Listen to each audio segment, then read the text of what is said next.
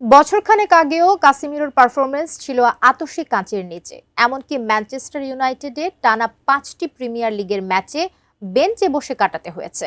Brazil জাতীয় দলেও ডাক পাচ্ছিলেন না, তবে আবারও ঘুরে দাঁড়িয়েছেন এই তারকা মিডফিল্ডার।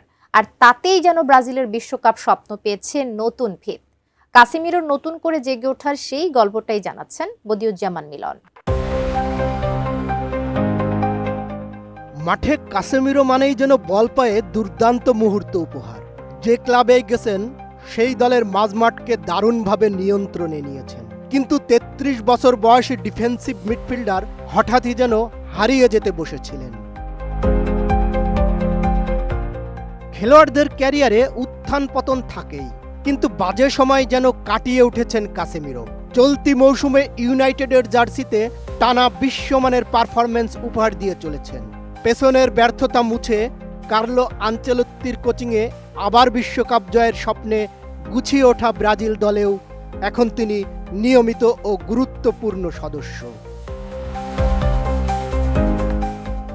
কাসেমিরোর কাঁধে চড়েই ইউনাইটেড পেয়ে চলেছে সাফল্য। প্রিমিয়ার লিগে গত রোববার ফুলহ্যামের বিপক্ষে হোঁচট খাওয়ার শঙ্কা থেকে শেষ মুহূর্তের গোলে জয় নিয়ে মাঠ ছাড়ে ইউনাইটেড। এই জয়ে বড় অবদান ছিল কাসেমিরোর। প্রত্যাশিতভাবেই জিতে নেন ম্যাচ সেরার পুরস্কার, ৩ ম্যাচের মধ্যে যা দ্বিতীয়বার। শুধু এই একটি ম্যাচই নয়, প্রিমিয়ার লিগের চলতি আসরে ইউনাইটেডের সবচেয়ে বেশি ৫২টি ট্যাকল করেছেন, ১২টি ব্লক করেছেন। এই সময়ে বল দখলের লড়াইয়ে তার জয়ের সংখ্যাটা দ্বিতীয় সর্বোচ্চ ১০৭ বার। প্রতিপক্ষের থেকে বল কেড়ে নিয়েছেন ১৬ বার। আক্রমণেও সমানভাবে ভীতি ছড়াচ্ছেন তিনি ম্যাচের পর ম্যাচ। এবারের প্রিমিয়ার লিগে এ পর্যন্ত ৫টি গোল করেছেন, সঙ্গে 2টি অ্যাসিস্ট।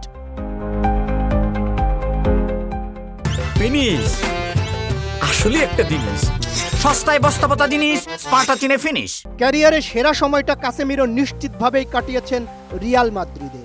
ইউরোপের সফলতম ক্লাবটিতে দীর্ঘ সময় ছিলেন ১ নম্বর ডিফেন্সিভ মিডফিল্ডার। সাফল্যও পেয়েছেন অনেক, 5টি চ্যাম্পিয়ন্স লিগ, 3টি লা লিগা সহ জিতেছেন অনেক ট্রফি। তবে একটা জায়গায় ইংল্যান্ডে আরও বেশি কার্যকর কাসেমিরো। ইউনাইটেডের হয়ে এ পর্যন্ত 22টি গোল করেছেন তিনি, প্রতি 6.7 ম্যাচে 1টি করে, যেখানে মাদ্রিদের জার্সিতে তার গোল গড় ছিল প্রতি 10.8 ম্যাচে 1টি করে। ব্রাজিল জাতীয় দলে ফেরাও কাসেমিরোর জন্য নতুন জীবনের সন্ধান। 2024 কোপা আমেরিকায় ব্রাজিল দলে কাসেমিরোর অনুপস্থিতি তার ক্যারিয়ারে একটা শূন্যতা হয়েই থাকবে। দরিভালের কোচিংয়ে পরে আর খেলার সুযোগই পাননি তিনি। তবে কার্লো আনচেলত্তি সেলেসাওদের দায়িত্ব নিতেই বদলে যায় দৃশ্যপট। রিয়াল মাদ্রিদে একসঙ্গে অনেক সাফল্য পেয়েছেন আনচেলত্তি ও কাসেমিরো, তাই এই ফুটবলারের সামর্থ্য অজানা নয় এই ইতালিয়ান কোচের কাছে। গত বছর মে মাসে ব্রাজিলের কোচের আসনে বসেই কাসেমিরোকে নিয়ে স্কোয়াড ঘোষণা করেন আনচেলত্তি। সেই থেকে তার কোচিংয়ে ব্রাজিলের খেলা 8 ম্যাচের 7টিতেই শুরুর একাদশে ছিলেন কাসেমিরো। আগামী বিশ্বকাপে তৃতীয়বারের মতো ফুটবলের সর্বোচ্চ প্রতিযোগিতায় খেলার আশায় আছেন কাসেমিরো। যদিও ঘরের মাঠে 2014 বিশ্বকাপের দলে ছিলেন না, 2018 বিশ্বকাপে সময়ের সেরা মিডফিল্ডারদের একজন হয়ে রাশিয়ায় পা রাখেন। কোচ তিতের দলের সবচেয়ে গুরুত্বপূর্ণ কয়েকজনের একজন ছিলেন তিনি। আসরে ব্রাজিলের প্রথম 4 ম্যাচে খেলেন শুরুর একাদশে, কিন্তু কার্ডের নিষেধাজ্ঞার কারণে খেলতে পারেননি বেলজিয়ামের বিপক্ষে কোয়ার্টার ফাইনালে। তার দলও পারেনি সেই বাধা উতরাতে। বেলজিয়ানদের বিপক্ষে পুরো ম্যাচেই ব্রাজিলের খেলায় কাসেমিরোর অভাব টের পেয়েছিলেন কোচ তিতে। শেষ পর্যন্ত 2-1 গোলে হেরে বিদায় নেয় 5 বারের বিশ্ব চ্যাম্পিয়নরা। 2022 কাতার বিশ্বকাপেও দলের অবিচ্ছেদ্য অংশ ছিলেন কাসেমিরো। এই আসরেই বিশ্বকাপে প্রথম জালের দেখা পান তিনি। সুইজারল্যান্ডের বিপক্ষে ম্যাচের শেষ দিকে দর্শনীয় গোলে গড়ে দেন ব্যবধান, কিন্তু এরপর আবার শেষ 8এই থেমে যায় তাদের যাত্রা।